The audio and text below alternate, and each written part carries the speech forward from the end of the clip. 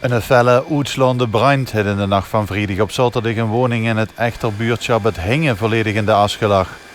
Rond 12:30 s'nachts werd de brand ontdekt. De bewoners waren op dat moment niet thuis. De brand is vermoedelijk uitgebroken op de eerste verdieping en al snel overgeslagen naar de zolder. Daarna sloegen de vlammen al snel uit het dak. We staan op de Hoogveldweg in Echt, Hingen Echt. Er is rond 12:30 is er een melding binnengekomen van een brand in het dak. En bij het ter plaatse komen van de eerste blusvoertuig was het een behoorlijke uitslaande brand. Dus die was volledig in de brand. Waarop op is geschaald naar grote brand. Nou, dat betekent dat er op dit moment 3 blusvoertuigen aanwezig zijn voor de blussing. De hoogwerker uit Roermond en een extra waterwagen in verband met de waterwinning. De hoogwerker van de Roermondse brandweer zette de sluizen op en daarna was de Vlammenzee snel uit.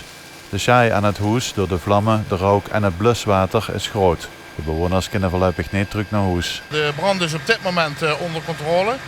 Alleen ja, behoorlijk veel schade aan de woning en de mensen zullen toch niet terug kunnen naar de woning vanavond.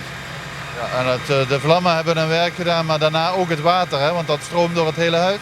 Ja, dat klopt, want er is geblust van buitenaf, dus van bovenaf met de hoogwerker. Dus er zijn de nodige liters water naar binnen gegaan.